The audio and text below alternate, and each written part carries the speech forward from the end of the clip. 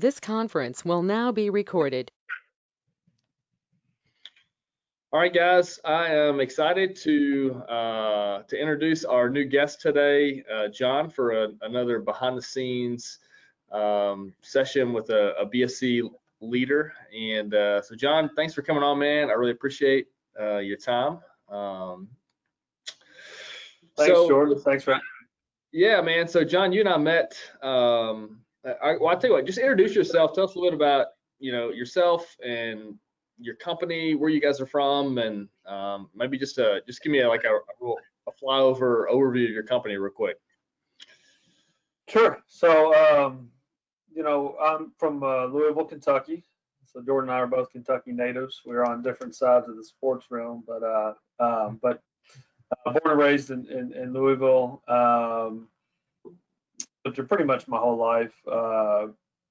Went to the University of Kentucky, business degree, came back, was in the banking business for a while, for about 12 years, realized I didn't want to wear a suit and tie and be a banker every day, and it always felt a little tight, so to speak, and always felt like I had a little more of a entrepreneurial spirit. But I started the company, not to delve too far into it, but I'm pretty open about this stuff. But I had for a lack of a better term, quarter life crisis. I don't say midlife because it sounds like I'm too old, but and moved down to Florida, to Fort Lauderdale, Florida, for about 6 months.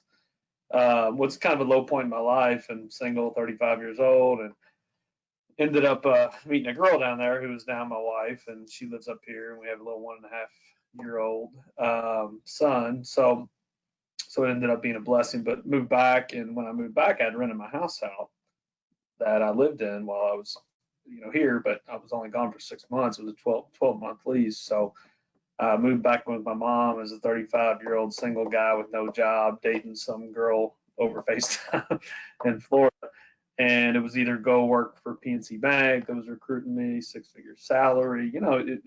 Most people thought I was crazy, but turned it down, and had about $100 to my name. True story. Went to Walmart and bought a couple rags and a vacuum and some Windex, and was fortunate enough to get in with a building, an office building that a buddy of mine was like a minority owner in, and he set up a meeting and was able to get that first account. And they didn't even love me enough to, because they knew I didn't have any experience and I was going to clean myself. They gave me only 2 days a week, and they stayed with their other cleaning company 3 days a week. And I cleaned 2 days a week for $600 a month. Hustled, did that, and then eventually got the 5-day-a-week contract, and then got a building around the corner from there. 6 months later, my dad and my brother helped out here and there, and then got a small bank job out in the suburbs of Louisville.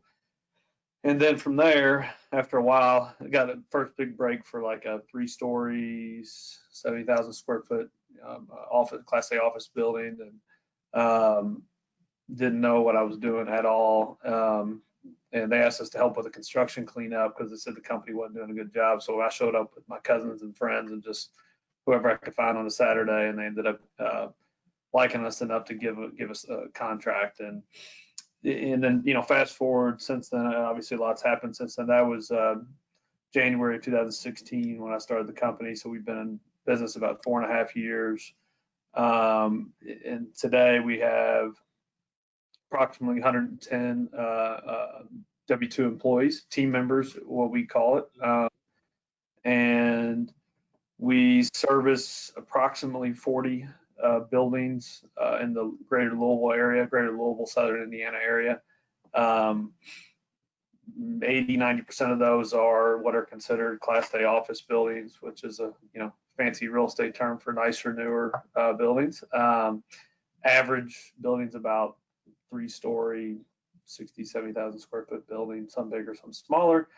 As far as revenue, we're first year did 90, then did 350, then did 950, and then last year we did 1.3 or 4, and we'll probably do anywhere from 2 to 2.25 this year. So that's kind of where we're at, and we're on a pretty good growth trajectory. And yeah, so I think I probably gave you way more information than you wanted to know. That's awesome. No, that's awesome, man. And John, what year did you start? So like, what year was it when you went to Walmart and bought those rags? Did I lose you, buddy? You there? Yeah, I'm here. Can you hear me? What year was it that you went and bought those rags at Walmart? That was January 2016. January 2016. Okay, so 5 years ago, I'm sorry, 4 years ago. 4.5. Yeah, 4.5 years ago. Yeah. Man, that's what I absolutely love about your all story and about what you guys have done there, is that it was just not that long ago. And so one of the reasons I've loved getting to know you, and I mean you're aggressive, and like once you get started you're all in. And part of it's an encouragement for other people is that, hey, you guys, if you do it right, like you can grow and you can get off the ground. Like it doesn't have to be like us where it took us 20 years to get from start to where you are right now. So man, I think that's awesome. And I did wear blue today on purpose because I knew I'd be talking to you. I got navy blue. Just for those that don't know what we're talking about, I'm a diehard University of Louisville fan, and this guy's a diehard University of Kentucky fan. Yeah. Yeah. So John, talk again, your situation's unique as you guys have grown a lot. And so your involvement or role in the company has transitioned and moved constantly over the last few years, right? I mean, you literally went from cleaner to where you're at now in a short period of time. So talk a little bit about like what your role looked like over time and what it looks like now. I mean, obviously you're the owner and, CEO or whatever of the company, but maybe talk about how it went from being real involved to where you're at now, and maybe talk a little bit about how you're still involved in the role you play in the company, and maybe how some of those other roles have been delegated to other people. Yeah, sure. I mean, you're right. It's been constant change, since we started. But yeah, started as a cleaner, just me. And again, my dad and my brother worked for a little bit, but my dad still helps here and there. He's still our operations specialist and runs errands and certain things for us. But so without them, wouldn't have been able to do anything. But started as a cleaner, after I got those first few accounts that I was talking about, it was probably 6 months later where I hired my first team member and delegated that, and I kept the 2 or 3 other ones, and I continued to clean that along with my dad. And then when we got that bigger building, that 70,000 square foot 3-story building, we put a three-man team in there, 5 nights a week. And that's when I hired, 3 more people. So we're at four team members or so. And then it was just kind of one job at a time, over time, where I was slowly getting myself out of the cleaning where I didn't have to clean myself. And I would say that probably took anywhere from 6 to 12 months. Can't remember exactly, but that was about it. And eventually, and I would fill in and still here and there, but for the most part, I was out of it. And, we had 4, 5, 6 jobs going. And then by getting out of that, I was able to then kind of grow from there. But I didn't have any team leaders at that point, didn't have any of that stuff. It was just, all the cleaners reporting to me, and, doing any invoicing and everything basically. But, and then I hired probably my first supervisor, not too long after that, maybe a year to a year and a half in.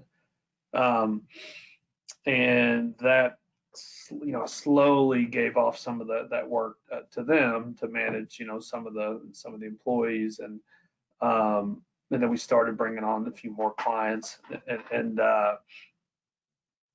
so my role kind of switched to, I was always doing, sales. I heard very early on, and I was doing all the hiring too, posting jobs and interviewing. And from the very beginning, I heard somebody say, never stop hiring and never stop selling. You know, always be selling, always be hiring, and never turn either of those two engines off. Because if you do, you say, oh crap, I got too many employees, you know, I need business, or I got too much business, now I need employees, you know. So I've really believed in that, and I've done that, you know, the whole time. So now, so moving forward, sorry, I'm a long, my wife says I talk too much, but the, you know, I think I hired my first, she started as a cleaner, and moved her to an, no, I'm sorry, I hired an operations director, who did not work out. Actually, was we called it director of operations. And what I tried to do, and I made a mistake doing so, hiring a director of operations, a higher level, when really all I needed was you know, an area supervisor or an area manager at the time. And I did that twice and made that mistake twice. And what I learned is you got to build this up that way first. And so, I went through a couple of those, and my role the whole time is still kind of overseeing everything. And then I have a cleaner named Jonda, who you've met, or started as a cleaner, and one of the best success stories ever. And I promoted her to an area manager position. And my model is similar to yours, Jordan, I believe, where the area manager oversees, you know, the night and the day and the customer service and the operation, kind of the whole thing.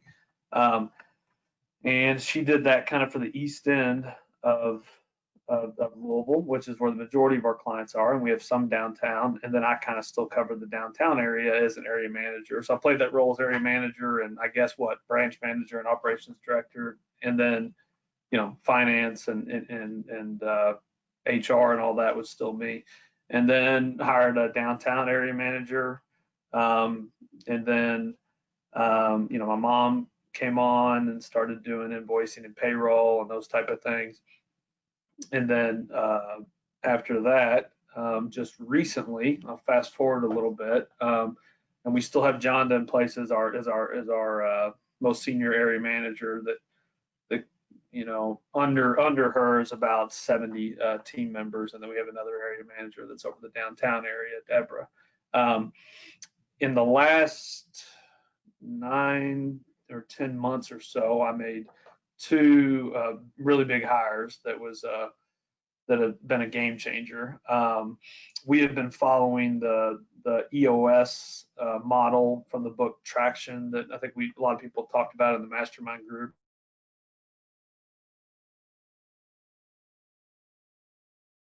Company out of Michigan used a guy and referred me to him, and so we've been using that guy, Dave Borland, who's been coming quarterly to do sessions with us. And you know, through that model, they say every company needs a visionary and an integrator. And so I'm kind of today kind of playing that visionary role, still over sales, which is my strong point. And I hired a guy named Josh, who has, you know, 15 years of executive management experience at a lot larger companies than ours, but was looking for a change and looking for a place with a positive culture and that type of thing. And I was very, very, very fortunate to get him to come on board, and he's a heck of a lot smarter than me. And he's now our vice president of the whole company and our integrator in the EOS term, and he oversees all operations, finance, and 5 years experience in the business. And the 2 area managers report to him, and he oversees kind of all the day-to-day operations. And now only one person in the company reports directly to me, and that's Josh, who's our vice president. So very long answers to your question. Sorry, man. No, that's good, man. That's good. I love what you said earlier about pushing growth on one end and pushing hiring of new people on the other. So I think if I could get one message across to people that feel stuck at a certain size, it's one thing. I was talking to somebody this morning who's a member of our group, and just talking about that need, put the gas pedal down on both ends. So you've got to constantly be growing and constantly be pushing forward on your operation and your team at the same time, because sales often fixes some issues over here, and then things you do over here fixes things related to sales. And so you gotta be moving forward on both those. So that's really helpful and insightful, I think, for a lot of people to hear that. So man, what does and also, just as a word of encouragement, you took before we officially got on this call, we were talking, and you said you just got back from a 3-week vacation, and which is something that a year ago you probably could not envision or could not have afforded to have done, is to get away from the business for 3 weeks, and you were able to do that this year in the middle of a pandemic when things are falling apart for a lot of people. So that's cool, man. It's a testament to what you guys are building over there. So that's stinking awesome, man. So John, what is as a leader in a company, and you kind of started this from scratch, and things have evolved a lot. What are some of the challenges that you personally face as a leader? You're a visionary as opposed to an integrator, and that comes with a unique set of challenges, being wired that way. So what you, as a person leading your company, what kind of challenges do you face as a leader? And, you can be and you can run a lot of different ways with this, but what does that look like in terms of challenges? Yeah, I think the biggest challenge, maybe on the other side of the coin, the biggest opportunity and the biggest competitive advantage is how to create a positive, a very positive company culture, a successful company culture. And that term gets thrown around a lot, and it's a very, culture is kind of an all-encompassing term. It means a lot of different things, but it's basically like what does it feel like to work at First Class, which is the name of our company, or within that, what values do you live by? And since the very beginning, I've had a set of core values, and I've tried to live and breathe those and make decisions on those since I started the company. But I'd say the challenges as we grow, especially, I used to know every single team member by name, and I knew their, kind of dog they had and what their, and so the challenge as we grow, probably is with any companies, how do we maintain the culture and the things that got us here, but also because we're not even close to getting it right or perfect, but we're doing okay, is how can we create that positive, that company culture that is unique, to us, and a place where, especially in the cleaning business where turnover is, ridiculously high, how can we be a place where people are knocking on the door wanting to work here, as opposed to us having to chase them down. And there's not one thing that there's, and I think, and the reason I talk about that is I think that is the key to our success, at least for us, that's the key to our success in our company, is creating that culture. I'm a big believer of team member first. That if I had to pick between a team member and a client, I would pick team member first, because I think if you take care of them, they'll take care of your clients. But the challenge is, how do I create that with my leadership team? How do they cascade that down to the team, and how do we make that happen? It's a lot of the intangibles. It's not like a tangible like sales goal or anything like that. Like, we know how to clean. It's how do we create the intangibles? And I think, and that's the hard stuff. That's why very few companies do it. So I'd say that's my biggest challenge. And to maybe be able to prioritize my time, and time management, I think, is a challenge, both because my personality is not conducive to being really good at time management and organized, So that's a constant challenge, and especially now with having a kid and and family and trying to balance that. I think that's an ongoing challenge. Yeah, man, you touched on culture, and I appreciate you saying that. And I do think it's probably a big part of your all success.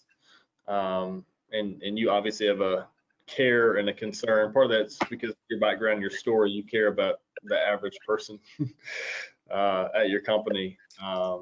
And so, what about challenges as a company as a whole? I mean, you guys have been going through crazy growth and change, and that comes with a unique set of challenges. So what about as a company? I mean, let's maybe leave aside culture for a second, with that being a challenge. What other challenges do you guys face as an organization during this growth phase that you guys are in?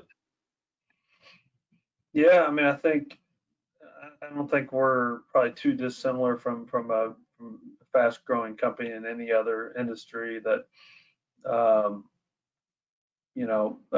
keeping up with with everything. And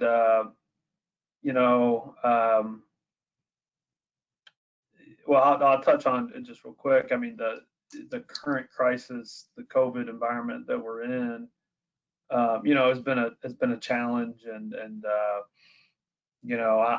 I made a couple costly mistakes, during this time, trying to potentially drum up other business, that I wouldn't have normally otherwise done, out of fear of potentially losing revenue at the beginning. Because at the beginning, nobody knew if the whole world was going to shut down and lose all my clients for 6 months, and didn't want to have to let go of anybody. So, I think, as an organization, I mean, as a whole, like, I'm trying to think of what the biggest, I mean, I'd say everything, but I'd say, team member employee retention / turnover.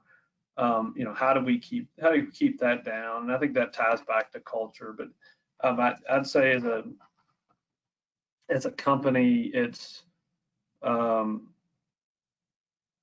don't know. I mean, sorry, I'm not good at answering this one, I guess. But I guess, well, let me ask you a question here that may uncover some of this. So you mentioned made two significant hires over the last 6-8 months or whatever.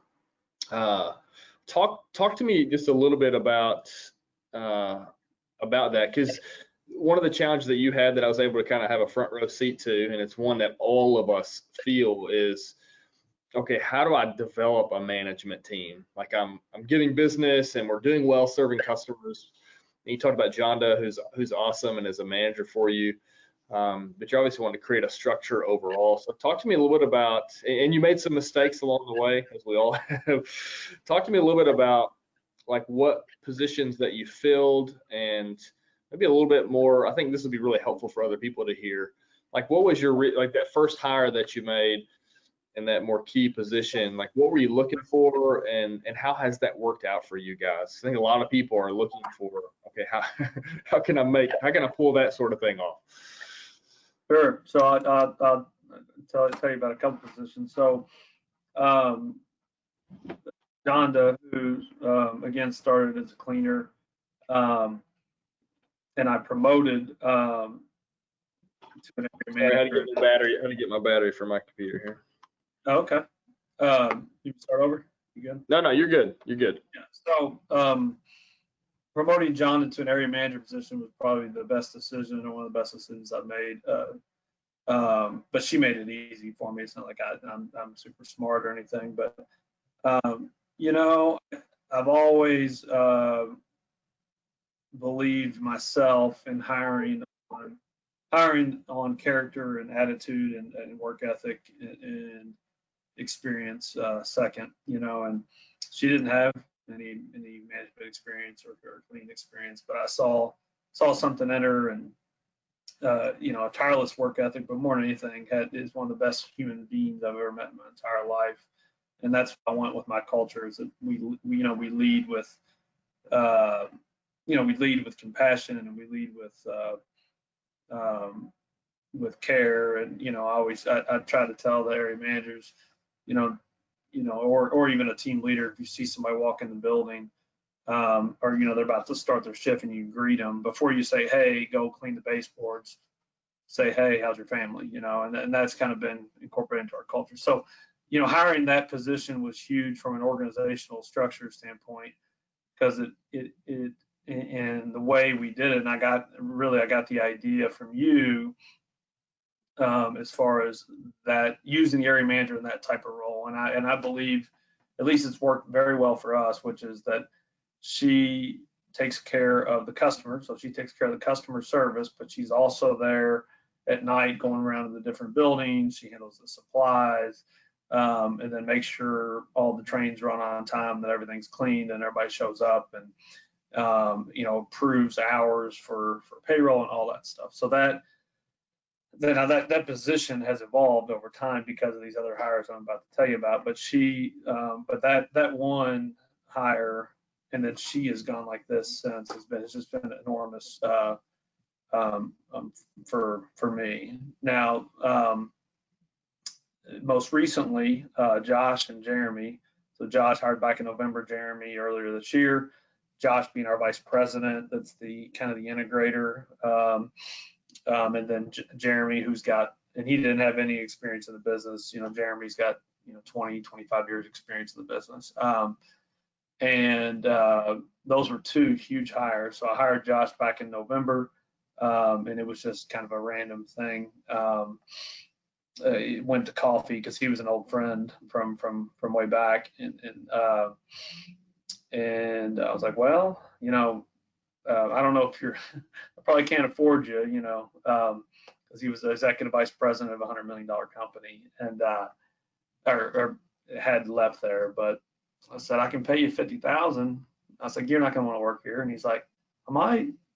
And then next thing you know, we worked something out. And so he has been a huge help, as well as Jeremy. He has kind of gone into this role. Before Jeremy was here, it was Josh, and he was going to be over all of operations, HR, and finance, and kind of the vice president of the company.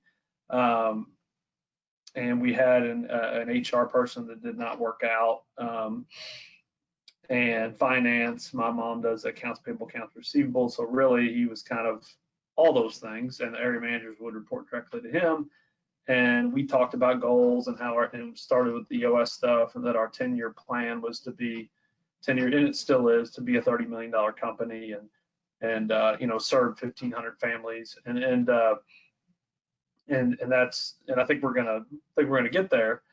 But I told him, I said, I think, if we come across a really good operations guy that's got some experience in the business, so that's one thing we're really lacking, is experience in cleaning. And I had met with Jeremy prior to hiring Josh, and hired Josh because I knew Josh longer, and longtime friend, and I saw the value and what he can bring. He's the opposite of me. He was number one in his class in high school and college, and his master's in entrepreneurial business, and was pre-med and moved. So, I mean, he's got a very bright mind for business and how to move the chess pieces of a business, so to speak. So I knew that if I could get an operations guy sooner rather than later for him, we could really kind of catapult and take off. We may have to take a step back financially to take 10 steps forward, and so that's what happened. It was just very fortunate to come across Jeremy, and again, I mean, I still was hiring on core values, and both these guys are salt of the earth, and try to do the right thing, have good intentions, and work hard.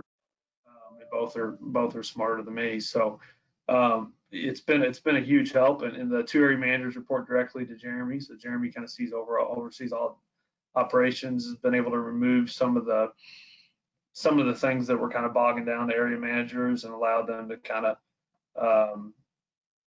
work more efficiently, and so it's been a huge help from an experience standpoint in the business, to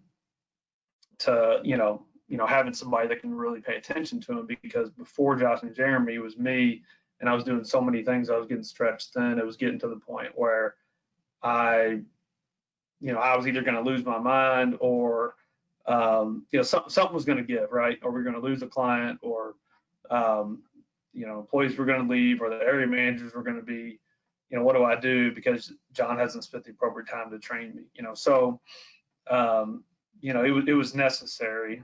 I always say, like, when is the next time to have a hire managers, when you're like about to have that heart attack, but not quite, that's when So does Yeah, that man, that's great. That's helpful. And my takeaway from that is to not be afraid to reach out there and kind of shoot for the stars, as it were, when it comes to getting somebody good on your team. And I think what you had that I think is something similar to where I was trying to sell somebody on maybe coming to work here, is that you guys had a vision for where you wanted to be in a certain kind of culture.